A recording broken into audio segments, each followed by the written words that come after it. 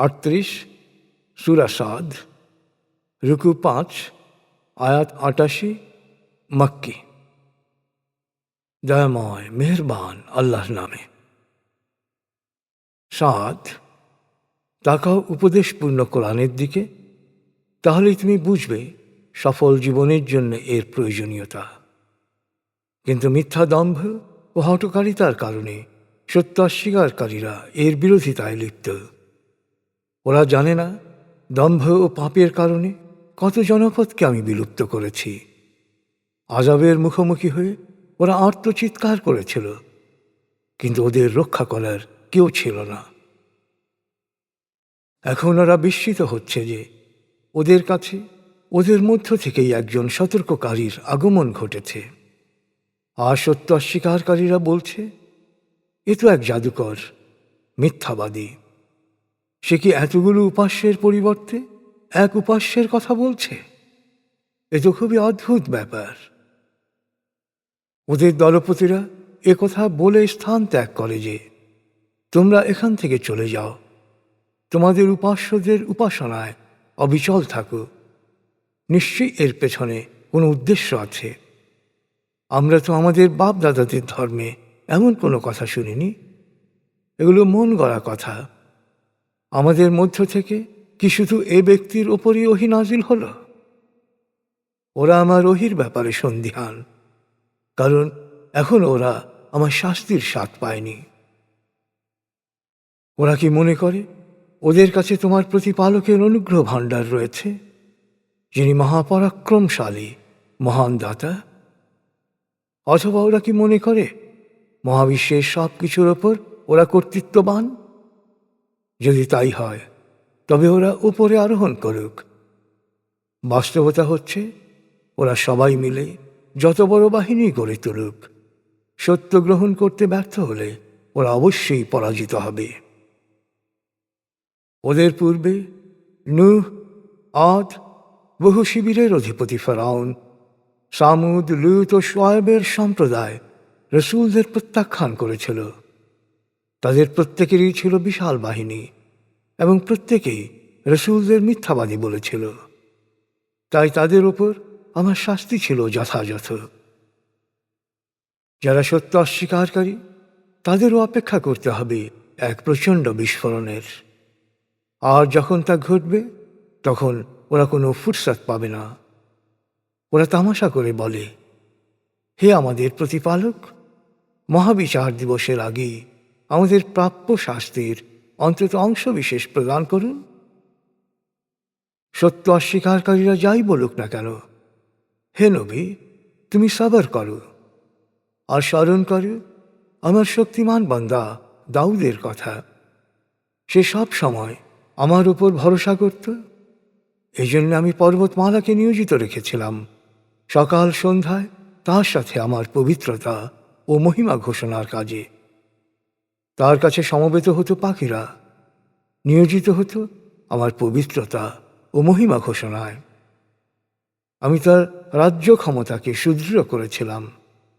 তাকে দিয়েছিলাম প্রজ্ঞা, বাগ্মিতা ও ন্যায় বিচার পরিচালনার ক্ষমতা। হে নবী, তোমার কাছে বিবাদ সম্পর্কিত কাহিনী পৌঁছেছে কি? বিবদমান দুই ব্যক্তি দেয়াল টপকে ইবাদতখানায় লাফিয়ে পড়ল। দাউদ ওদের দেখে ভয় পেলে ওরা বলল, ভয় পাবেন না, আমরা বিবদমান দুই পক্ষ। আমাদের একজন অন্যজনের উপর জুলুম করেছে। আপনি ন্যায় বিচার করুন। সত্য থেকে বিচ্যুত না হয়ে আমাদের সঠিক পথ নির্দেশ করুন। ও আমার ভাই, সে ৯৯টি দুম্বার মালিক আর আমি মালিক একটির। তবুও সে বলে, আমাকে এই দুম্বাটি দিয়ে দাও, আর বাক্যবাণে সে আমাকে কাবু করে ফেলেছে।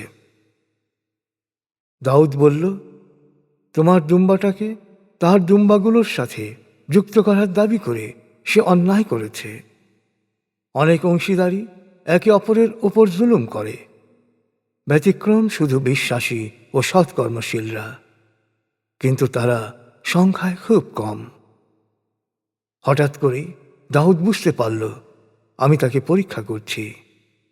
তারপর সে তার প্রতিপালকের কাছে ক্ষমা চেয়ে সেজদায় লুটিয়ে পড়ল এবং গভীর অনুশোচনা করে তাঁর দিকে ফিরে এলো। আমি তার অপরাধ ক্ষমা করলাম। পরকালে সে মর্যাদাবান হবে আমার নৈকট্য পেয়ে, ফিরে আসবে এক চমৎকার স্থানে। এই আয়াতটি সেজদার আয়াত। এই ঘটনার পর আমি তাকে বললাম, হে দাউদ, আমি তোমাকে পৃথিবীতে আমার প্রতিনিধি বানিয়েছি। অতএব তুমি মানুষের মাঝে সুবিচার করো এবং প্রবৃত্তির অনুসরণ করো না। প্রবৃত্তির অনুসরণ তোমাকে আল্লাহর পথ থেকে বিচ্যুত করবে। যারা পথভ্রষ্ট হয় তারা মহাবিচার দিবসের কথা ভুলে যায়। তাদের জন্য অপেক্ষা করছে কঠিন শাস্তি। আমি মহাবিশ্বের কোনো কিছুই অনর্থক সৃষ্টি করিনি।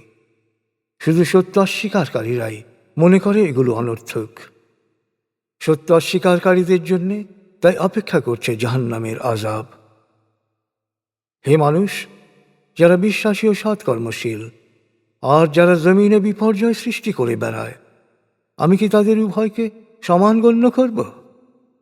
আমি কি আল্লাহ সচেতনদেরকে দুরাচারীদের সমান মনে করব? হে নবী, আমি তোমার উপর এই কল্যাণময় কিতাব নাজিল করেছি, যাতে মানুষ এই কোরআনের বাণী নিয়ে গভীর ধ্যানে নিমগ্ন হয়, সেই সাথে সহজাত বিচার বুদ্ধি প্রয়োগ করে এর শিক্ষা অনুসরণ করে। আমি দাউদকে সুলাইমানের মতো পুত্র দান করলাম। সে ছিল আমার উত্তম বান্দা। সে সব সময় আমাকে স্মরণ করত। এমনকি একদিন বিকেলে যখন তার সামনে প্রশিক্ষিত দ্রুতগামী ঘোড়াগুলোকে পেশ করা হলো, তখন সে বলল, আমি সকল ভালো জিনিসকে ভালোবাসতে পারছি আমার প্রতিপালককে স্মরণ করার কারণে। এ কথা বলতে বলতেই ঘোড়াগুলো দৌড়ে চলে গেল দৃষ্টির অন্তরালে। তারপর সে ওগুলো কাছে আনার নির্দেশ দিল। ঘোড়াগুলো আনা হলে সে ওদের গলা ও পায়ে হাত বুলিয়ে আদর করে দিল। আমি সুলাইমানকেও পরীক্ষা করেছি। তার সিংহাসনের উপর রেখে দিয়েছিলাম এক প্রাণহীন দেহ। তখন সুলাইমান আমার কাছে প্রার্থনা করল, হে আমার প্রতিপালক, আমাকে ক্ষমা করো এবং আমাকে এমন আত্মিক রাজ্য দান করো যা আমার পরে অন্য কারো উত্তরাধিকার না হয়। তুমি তো পরম দাতা। আমি বায়ুকে সুলাইমানের অধীন করে দিয়েছিলাম। তার ইচ্ছা মতো বায়ু তাকে বয়ে নিয়ে যেত। আমি অবাধ্য জিনকেও তার অধীন করেছিলাম, যারা ছিল স্থপতি, ডুবুরি, নির্মাণসহ সব কাজে নিয়োজিত, কঠিন শৃঙ্খলে আবদ্ধ। আমি সুলাইমানকে বললাম, এসব কিছুই আমার বিশেষ অনুগ্রহ। এসব তুমি নিজে রাখতে পারো আর ইচ্ছামতো অন্যকেও দিতে পারো। এই জন্যে কোনো হিসাব দিতে হবে না।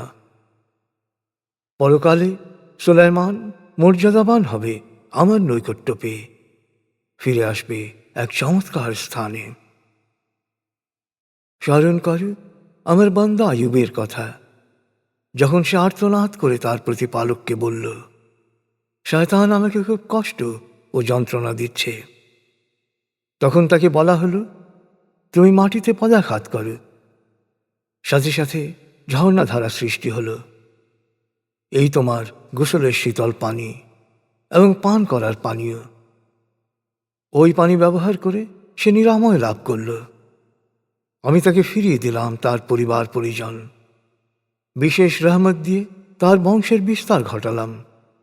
তাকে শিক্ষণীয় করে রাখলাম বিচার বুদ্ধি প্রয়োগকারী মানুষের জন্যে। পরিশেষে আমি বললাম, এক মুঠো ঘাস নাও, তা দিয়ে আঘাত করো, শপথ ভঙ্গ করো না। আমি তাকে পেয়েছি বিপদে ধৈর্যশীল। কত ভালো বান্দা সে!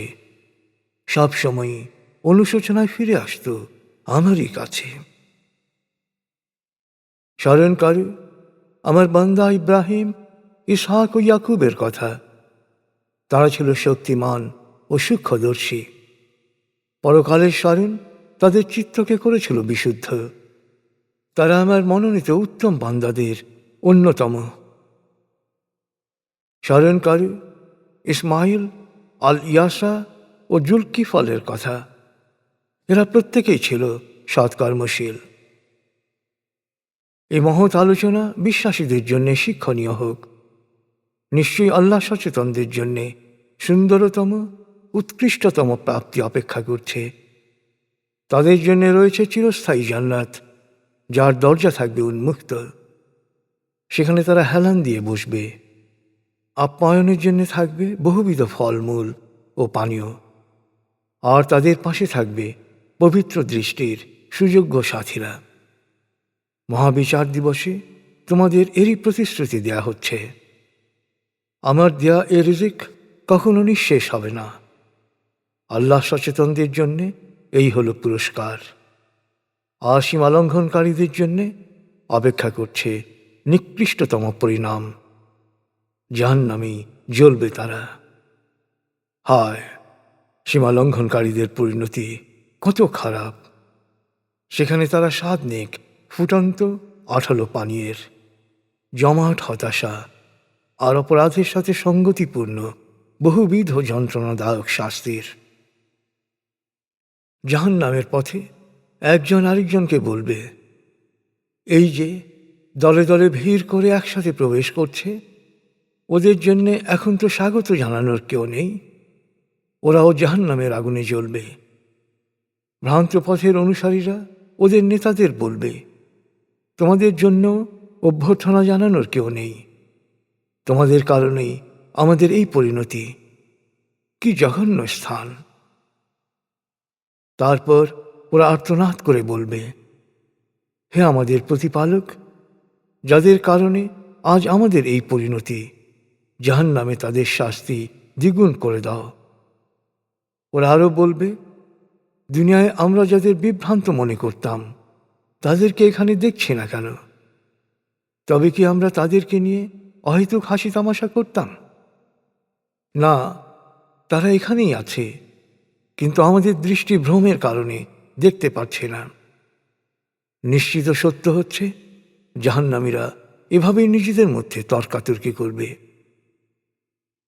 হে নবী, ওদের বলো, আমি তো একজন সতর্ককারী মাত্র, আর সর্বশক্তিমান এক আল্লাহ ছাড়া কোনো উপাস্য নেই, যিনি মহাবিশ্বের সব কিছুর প্রতিপালক, যিনি মহাপরাক্রমশালী, অতীব ক্ষমাশীল। হে নবী, ওদের বলো, এ এক মহাসংবাদ যা থেকে তোমরা মুখ ফিরিয়ে নিচ্ছ।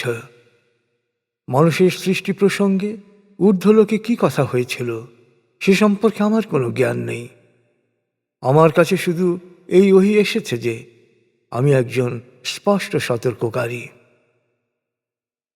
স্মরণ করো, যখন তোমার প্রতিপালক ফেরেশতাদের বলেছিলেন, আমি মাটি থেকে মানুষ সৃষ্টি করছি, যখন আমি তাকে পূর্ণ অবয়বে সুঠাম করব এবং তার মধ্যে রূহ সঞ্চার করব, তখন তোমরা তাকে সেজদা করবে। এক ইবলিস ছাড়া ফেরেশতারা সবাই সেজদা করল। ইবলিস অহংকার করল এবং সত্য অস্বীকারীদের অন্তর্ভুক্ত হল। তোমার প্রতিপালক বললেন, হে ইবলিস, আমি যাকে নিজ হাতে সৃষ্টি করেছি তাকে সেজদা করতে তোমার বাধা কোথায়? অহংকার কি তোমাকে বিরত রাখল, না তুমি নিজেকে অনেক বড় মনে করছো? ইবলিস বলল, আমি তার চেয়ে শ্রেষ্ঠ। তুমি আমাকে আগুন থেকে তৈরি করেছ, আর ওকে তৈরি করেছ মাটি থেকে। আল্লাহ বললেন, তুমি এখান থেকে বের হয়ে যাও, নিশ্চয়ই তুমি বিতাড়িত। মহাবিচার দিবস পর্যন্ত তুমি বিতাড়িতই থাকবে। সে বলল, হে আমার প্রতিপালক, তুমি আমাকে পুনরুত্থান দিবস পর্যন্ত অবকাশ দাও। আল্লাহ বললেন, তোমাকে সেই অবধারিত দিন পর্যন্ত অবকাশ দেয়া হল। ইবলিস এরপর বলল, তোমার সর্বময় ক্ষমতার শপথ, তোমার বিশুদ্ধ চিত্ত বান্দা ছাড়া ওদের সবার আমি সর্বনাশ করব। আল্লাহ বললেন, এটাই সত্য, আর আমি সত্যই বলছি যে তোমাকে ও তোমার অনুসারীদের দিয়ে আমি জাহান্নাম পূর্ণ করব।